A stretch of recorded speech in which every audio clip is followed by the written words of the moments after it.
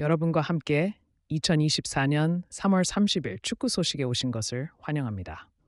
지금부터 자세한 내용을 안내해 드리겠습니다. 무리뉴, 르나르, 귀네슈 등 새로운 지도자들, 한국 축구의 새로운 시작. 레전드 황선홍 감독과 선수들의 노력으로 태국과의 2연전을 성공적으로 마무리한 대한축구협회가 새로운 감독을 본격적으로 임명하기 시작했습니다. 29일 한국 시간 기준 레키프는 아프리카 네이션스컵 2회 우승자인 르나르 감독에 대한 평가는 매우 높다. 카메룬부터 나이지리아, 폴란드, 한국, 심지어 모로코 복귀까지 언급되는 다양한 행선지가 있다고 보도했다. 르나르 감독은 국가대표팀에서 큰 성과를 거뒀습니다. 2012년 아프리카 네이션스컵에서 잠비아를 이끌어 우승을 차지하며 주목을 받았으며 2015년에는 코트디부아르를 아프리카 정상에 올려놓았습니다. 특히 사우디아라비아가 아르헨티나를 이기는 데 성공했습니다. 2022 FIFA 카타르 월드컵에서 아르헨티나를 물리쳤습니다. 당시 사우디아라비아는 아르헨티나와의 조별리그 1차전에서 선제골을 허용하였지만 2-1로 역전승을 거두며 전 세계를 놀라게 했습니다. 월드컵 이후 프랑스 여자축구 대표팀을 이끄는 르나르가 즉시 유럽축구연맹 네이션스 리그 준우승을 차지했습니다.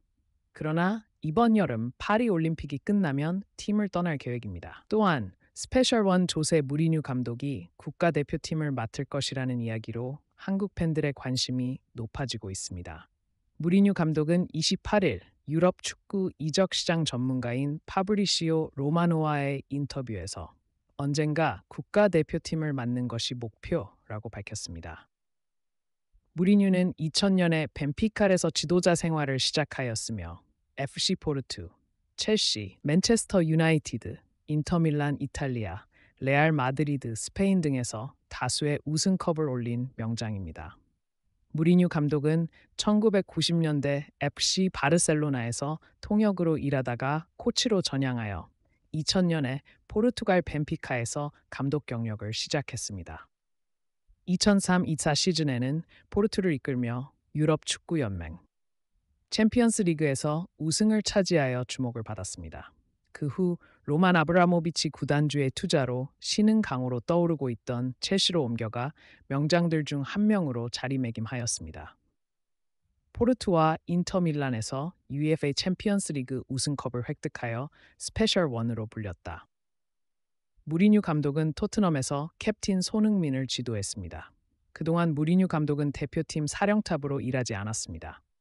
올해 초 AS 로마에서 해고된 후 현재 무직인 무리뉴 감독은 올 여름에 현장으로 돌아가기를 원하는 의지를 보이고 있습니다.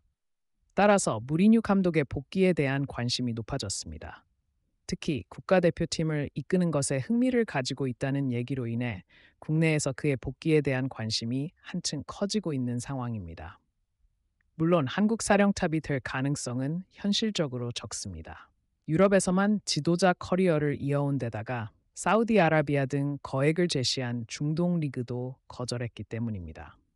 무리뉴 감독은 실제로 국가대표팀 감독직에 관심을 보이며 월드컵, 유로, 코파 아메리카, 아프리카컵 등을 언급했지만 AFC에 대한 언급은 하지 않았습니다.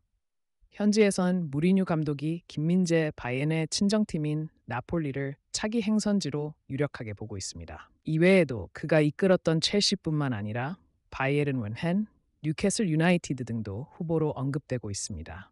또한 FC 서울의 전 감독인 세티 귀네슈와 스티브 브루스 전 감독도 본인의 의지와 에이전트들의 추천에 따라 한국 대표팀에 관심을 표시하고 있다고 알려졌습니다.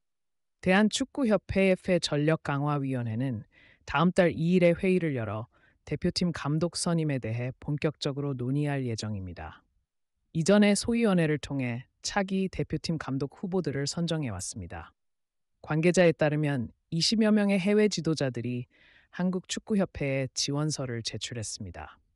또한 전력강화위원회도 국내 감독 후보에 대한 고려를 하고 있는 상황입니다. 전력강화위원회는 월드컵 아시아 지역 2차 예선이 오는 6월 6일과 11일에 예정되어 있으므로 대표팀 감독 선임을 위한 절차를 5월 초까지 마무리할 계획입니다. 따라서 대표팀 선임전은 5월 안에 완료되어야 합니다.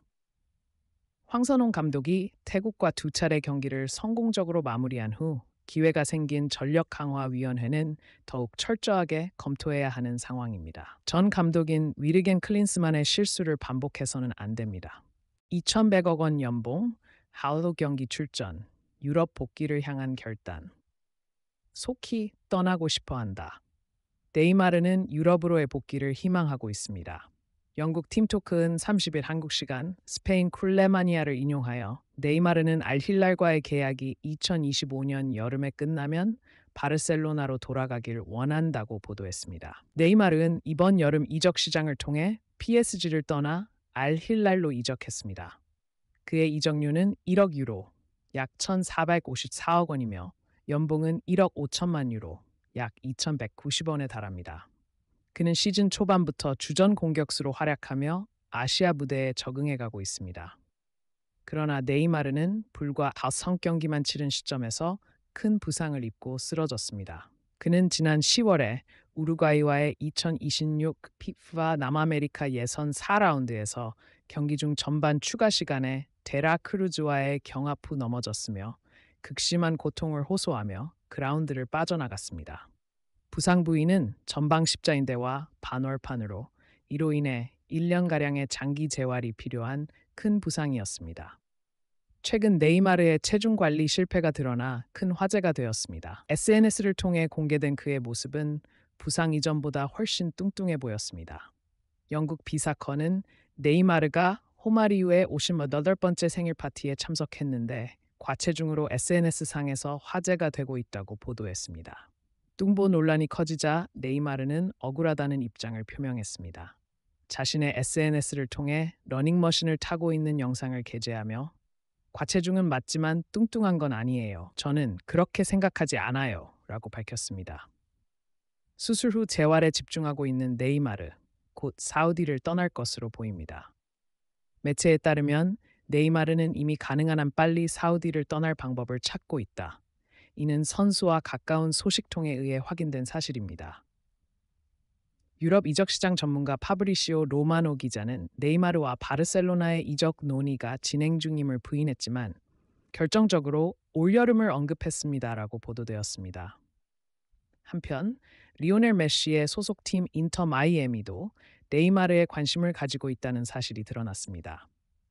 매체는 마이애미의 공동 소유주인 맨체스터 유나이티드 전설 데이비드 베컴도 그를 미국으로 유인하고 싶어 한다. 그는 최근 SNS 게시물을 통해 네이마르가 자신의 구단으로 합류하는 것을 보고 싶다는 뜻을 암시했다라고 추가로 언급했습니다.